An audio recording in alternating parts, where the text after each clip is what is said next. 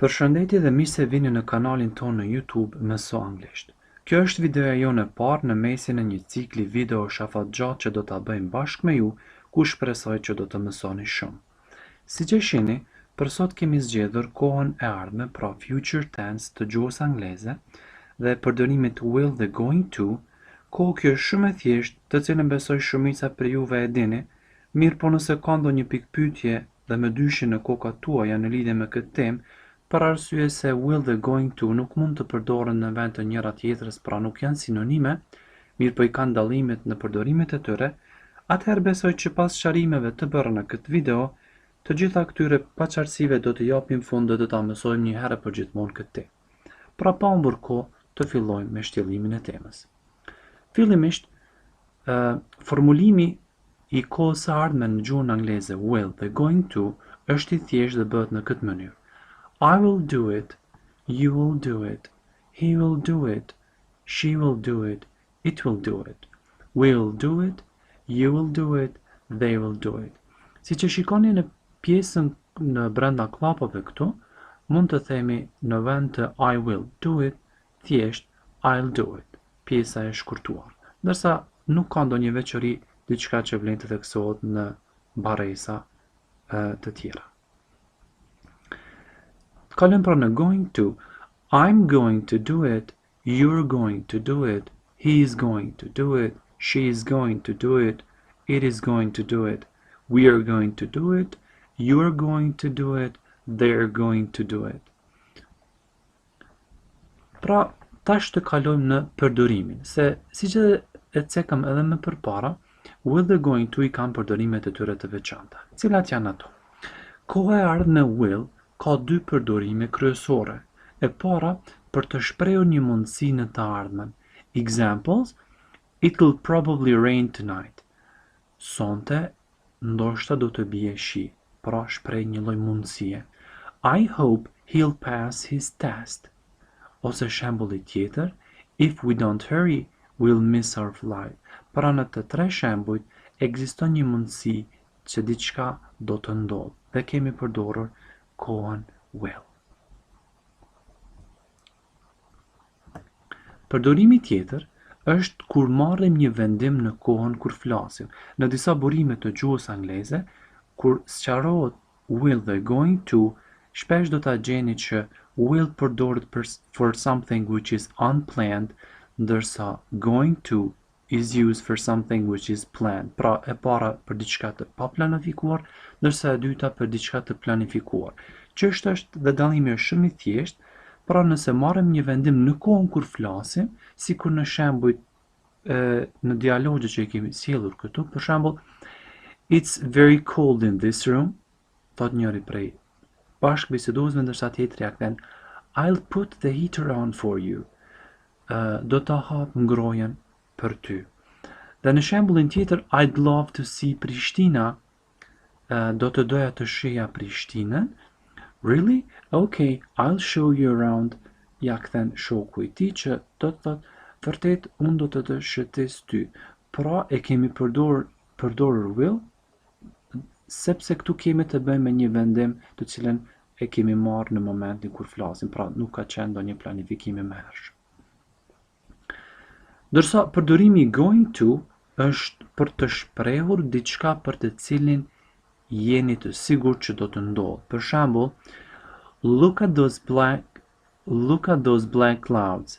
It's going to rain any minute. Shikoni ato re të zeza. Do të bie shi në çdo minutë. Pra kemi përdorur going to për arsye se jemi të sigurt që në çdo minutë do të bie shi, duke bazuar në re të zeza, të cilat vetëm se janë shfaqur. Shembulli tjetër: the roads are all blocked. We're going to miss our flight.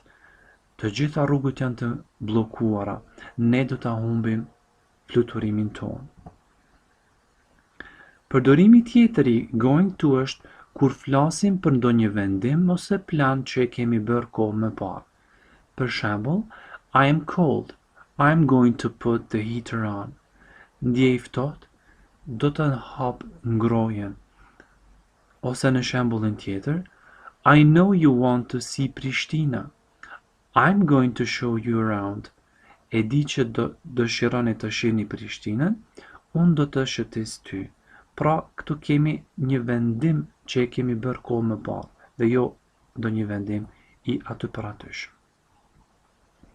Para se të kalojmë te përdorimi shall dhe gonna, dua të mos harroj të theksoj që në jetën e përditshme, në ndonjë bisedë të zakonshme, ne mund të përdorim will dhe going to në një fjali të vetme, pa marrë parasysh dallimet. Për shembull, të themi I'm going to visit my mother.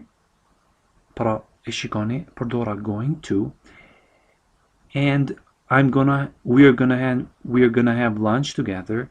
Ne do të ham drekën së bashku.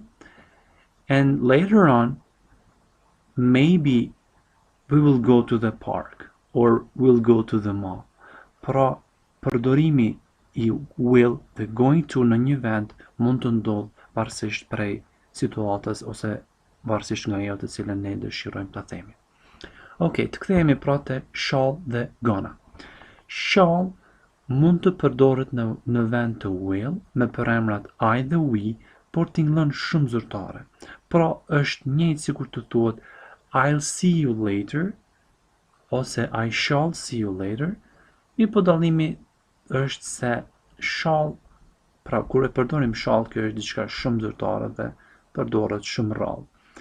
Shembulli tjetër, we will discuss this tomorrow, është njëjtë në kuptim me we shall discuss this tomorrow. Ne do ta diskutojmë këtë nesër. Pra, këtë e kam sjellur për ju që nëse hasin në ndonjë libër ose nëse e dëgjoni diku, ta dini që kuptimi i saj është do të will. Po, diçka shumë zyrtare që nuk përdoret shumë. Ndërsa gonna është kurtesë e going to dhe përdoret jashtëzakonisht shumë në gjuhën e folur, pra jo zyrtare. Shembull, I'm going to watch a film tonight. Ju në shumicën e rasteve do ta dëgjoni I'm gonna watch a film tonight. Ose shembulli tjetër, they are going to buy a new flat. Në shumicën e rasteve dëgjoni sidomos në gjuhën e folur, they're gonna buy a new flat. Dhe për fund, disa gabime të përgjithshme të cilat mund t'i bëjnë studentët apo njerëzit të cilët nuk e kanë anglishtën gjuhë amtare të tyre, por e kanë si gjuhë të dytë ose të tretë. Pra, t'i zgjedhim këtë shembull së bashku. Fjali e parë, I'm sorry, I can't hear you. Mjen keq nuk mund të dëgjoj. Okay, I'll speak louder. Kjo është përgjigje e drejtë dhe e saktë, për arsye se këtu po marrim një vendim në momenti kur flasim. Nuk është se neve që kishim planifikuar që ta ngrejmë zërin, mirë po ndodhi diçka aty për atyshme. Shembulli i dytë, what have you planned for the weekend? Në bazë të përgjigjeve që ne janë dhënë në A dhe B, përgjigja e drejtë dhe e saktë është në A, nothing, I'll probably stay home. Arsyeja pse e përdormi will është te fjala probably, e cila tregon një mundësi. Pra, asgjë, ndoshta do të qëndroj në shtëpi. Por, sikur të themi, në vend të probably të kishim fjalën definitely, atëherë ne do të duhet ta përdornim I'm definitely going to stay home. Para arsye se definitely shpreh një siguri. Shembull tjetër, are you sure about this? Yes, I know it's going to work. Pra, në momentin kur e shohim sure që shpreh siguri, atëherë definitivisht ne duhet të përdorim going to. A ndo sigurt në lidhje me këtë, po unë e di që kjo do të funksionoj. Dhe katërta, shembulli i fundit, what have you decided about your flat? Çfarë keni vendosur për apartamentin tuaj? We're going to sell it.